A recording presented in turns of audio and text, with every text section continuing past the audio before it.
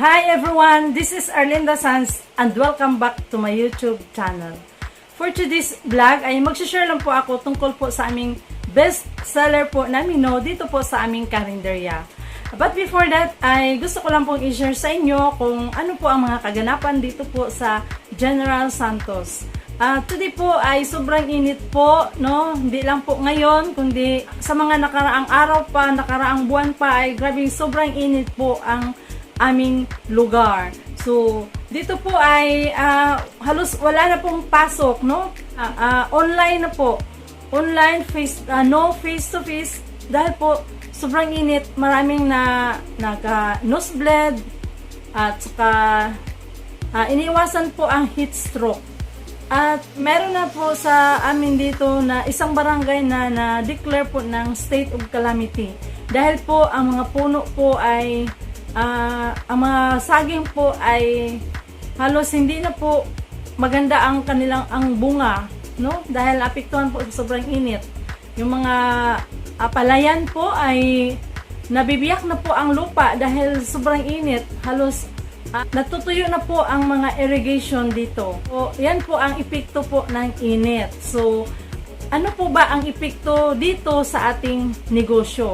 No, i-share ko lang po sa inyo, no, sa aking karinderya ay apektado po kami sa tag-init, no? Bakit? Dahil walang klase. Nakakancel po ang klase. Then siguro sa sobrang init ay kukunti na lang po ang lumalabas ng bahay na bumibili po ng ulam, no? Kukunti na lang po ang mga tao na bumibili.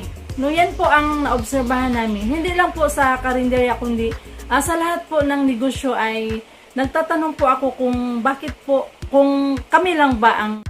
So far, ang sagot naman po nila ay ganun din po. No? Epekto po ng tag-init. So, ano ba ang mangyayari sa ating mga ulam kapag ganun po? So, isi-share ko lang po sa inyo na ang ginagawa ko po ay kunti lang po ang niluluto ko. So, ang sabi ko naman sa aking suki na nandito po tayo sa survival period, no? Yung tipo bang kumikita lang para sa rent ng ating pwesto. Kumikita lang para sa ating mga tauhan, no? Pambayad sa kanila, pangbayad sa upa, pangbayad ng kuryente. So yun po ang para sa akin, yun po ang survival period, no? At okay lang, babawi na lang tayo kapag babalik na po sa dati ang sitwasyon, no? So, dito po sa amin kahit mahina ay meron pa rin kaming best seller. Ito po ang aming best seller na lagi pong binabalik-balikan ng aming mga customers, no? Hindi po ito mawawala, kundi ito talaga ang best seller. So, ituturo ko po sa inyo, ipapakita ko po sa inyo kung paano ko niluluto ang ganitong ulam, ang ganitong menu na bakit best seller po ito sa amin, no?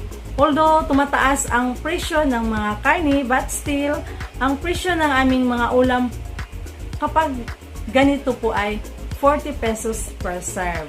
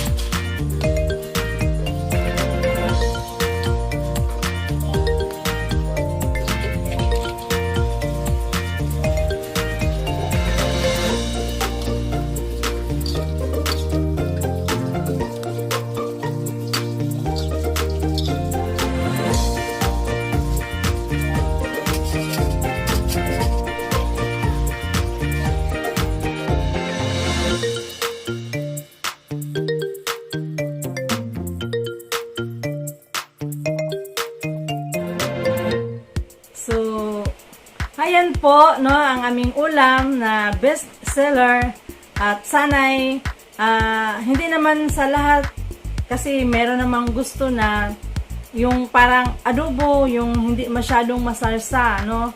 Hindi naman lahat gumagawa sa gaya ng ginagawa ko. Pero gusto ko lang po i-share sa inyo ay baka gusto din ito ng inyong mga customers, yung masarsa na pork humba, yung maliit na pagka-slice, no? So, anyway, malaki din ang kita natin dito kasi dahil po sa sauce, no? Kapag mag-serve po tayo, damihan natin ang sauce, ay parang napapansin ko po ang mga customers ay parang satisfied sa ating servings, no? Parang sa tingin nila ay marami po siya kung tingnan kung maraming sauce, no? So, yan po, malaki po ang kita natin dito. So, yan lang po sa araw na ito at sana'y may natutunan kayo sa video kong ito and please don't forget to click the subscribe button and click the notification bell upang ma-notify kayo sa next upload ko po ng mga videos. Tandaan, sa negosyo ay kailangan ang sipag at tiyaga at dasal at may pananalig sa puong may kapal. Thank you for watching. See you on my next vlog.